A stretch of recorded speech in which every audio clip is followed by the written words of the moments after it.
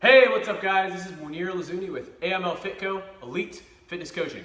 Today we're going to be talking about my top 5 foam rolling exercises to be done before squats. So, I always start from the ground up. I always like to start off with calves. So, the calves are going to be our starting point. To foam roll your calves, what you're going to do is you're going to start by crossing one leg over the other. You're going to roll from your ankle all the way to behind your knee, and you're going to determine which spot or spots are the tightest in your calf.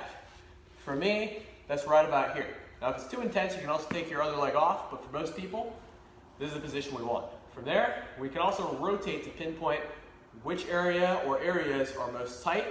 Now for every significantly tight spot, or if you're in a time bind just for the one spot that's most tight or tender, you're gonna take your ankle through a full range of motion. So we're gonna go big circles, forward and back. What I like to do is 10 big circles, and that way I know that my calf is opening up to that full range of motion and getting a localized stretch in the area. And foam rolling also causes something called autogenic inhibition, in which certain nerve endings inside of the muscle are stimulated by the foam roller to help relax. And if that muscle is tight, locked up, sore, tender, whatever else may happen to our muscles from overuse or underuse. So foam rolling is important. Now, my next foam rolling exercise that I believe is absolutely crucial before doing squats is to roll out your quads, okay? So if your quads are tight, it's going to pull on your lower back, or actually it's going to pull on your hip, which pulls on your lower back and causes lower back pain. So if you've ever gotten lower back pain after squats, but your form is actually good as far as your lower back not rounding, then chances are you're developing tight quads, which are pulling on your hips and causing that back pain. So quads. There are also other muscles of the quads, such as the sartorius, VMO, and a little bit of adductors, which we're going to get to later as a separate muscle group. But in that front of the thigh, kind of grouping them in with the quads, you got muscles that are potentially going to pull on your knee and cause some knee pain. Now, if you're getting knee pain and instability that may be resulting from your calf, check out another video on our channel, the ball calf roll, advanced foam rolling technique for calves and hamstrings where they tie in behind the knee. But for the most part, back on topic, we're going to be working the quads as our second top 5 foam rolling exercise for doing prior to squats. So what you're going to do is you're going to start right here at the crease of the hip, and you're going to roll all the way to the knee and identify which spot is most tight. So I'm actually going to give you a little bonus foam rolling exercise in here, which is your hip flexor. So when we get to your hip flexor right here, the way we're going to roll this out, I'm going to change my angle so you can see me better. We're going to bring our leg to a 90-degree angle, and we're going to rotate the leg. So I'm not just rotating my whole body, I'm keeping that leg there and rotating my femur, which is the bone of my thigh, inside of its socket to help create some rotation in my hip and open up the various hip flexor muscles located in this area. Now, once we get to quads, there are going to be multiple spots, so just like with the calf, you can try outer, inner, just don't go too much to the adductor, we're going to get to that in a second, but identify which spot or spots are tight in the quad. Now, there are actually 22 different muscles in your thigh, so chances are you're going to have multiple tight spots in that quad. So what you're going to do is you're going to do 10 reps of bending your leg. Now if that hurts way too much initially, because it certainly will for a lot of people, you can start by simply just pedaling your toe to ease into it, or your ankle, and once that starts to feel more comfortable, then you can do the bend, all right? So next up, we're gonna get to glutes. So to foam roll your glutes, you're gonna start off by just sitting on the roller, okay? So very simple, nothing fancy. Now don't cross your legs, it's gonna confuse you. You sit, legs spread wide, on the roller. From there, we're gonna lean into one side and roll out that butt cheek, which is where our glutes are located in our butt cheeks. And so we're gonna identify which tight spot or spots are causing or feeling the most tender.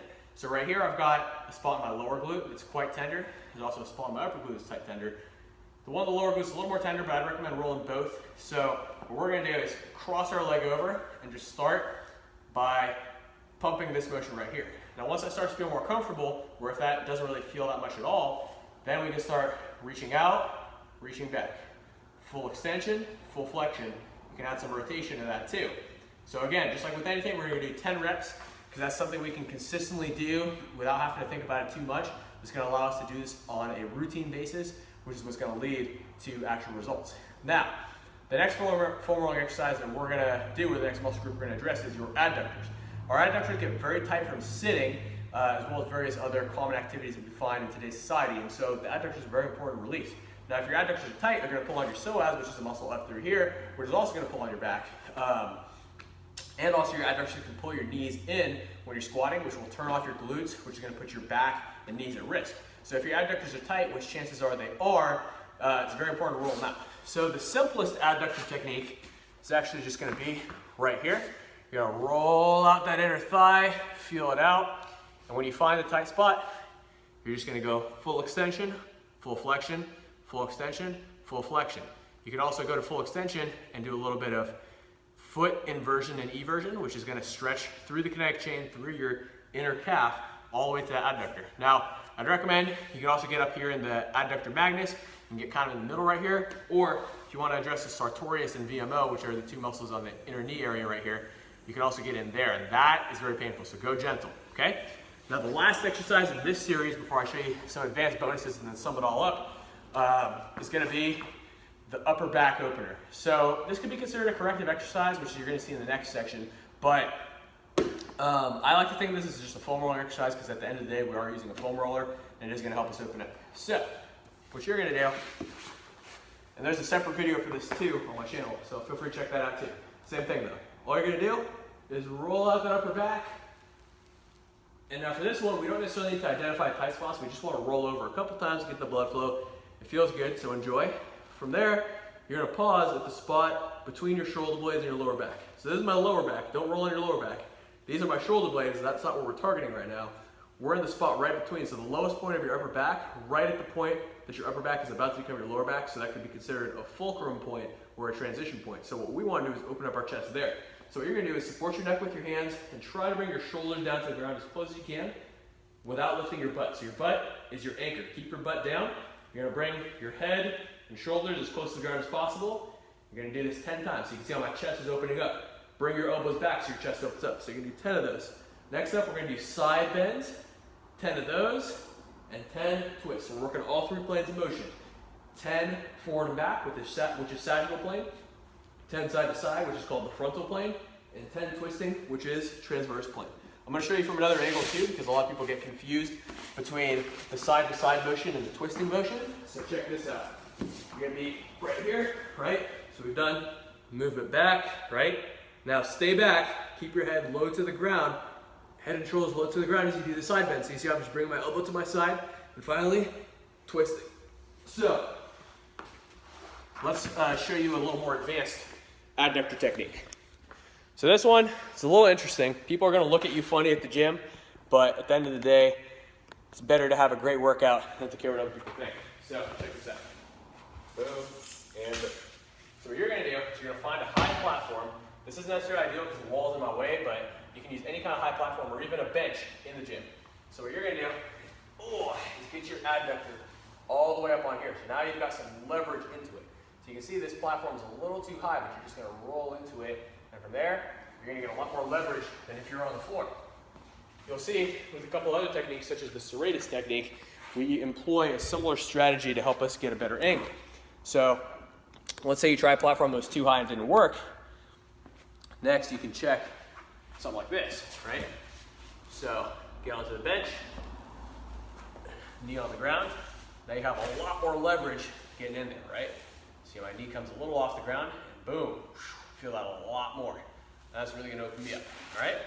So let's review everything we just covered there. Once again, we're gonna start off with just the calves, nice and simple. So top 5 are gonna be calves, quads, glutes, adductors, upper back. So once again, calves, roll it out, boom, full range of motion on the tightest spot, circles, 10 circles, right? Quad, we're gonna get it right in there, roll over our entire thigh, identify the tightest spot or spots, 10 reps of knee bends. If you need to ease into it, you can do 10 of these before you do your 10 knee bends. If you find a tight spot in your hip, bonus, 10 hip rotations. Next up, glutes. Finishing our review here. Glutes, you're gonna find a tight spot in there. There may be 2 of them. Try to address both, 10 reps of extension and flexion. And next we have adductors, which is gonna be right in here. Boom, roll it out, or you can do the advanced technique on a platform or bench. 10 reps of straightening your leg. And finally, the upper back opener, which involves 3 components to mobilize your back in every direction. 10 forward and back, try to keep your neck tucked so that your shoulders are going back.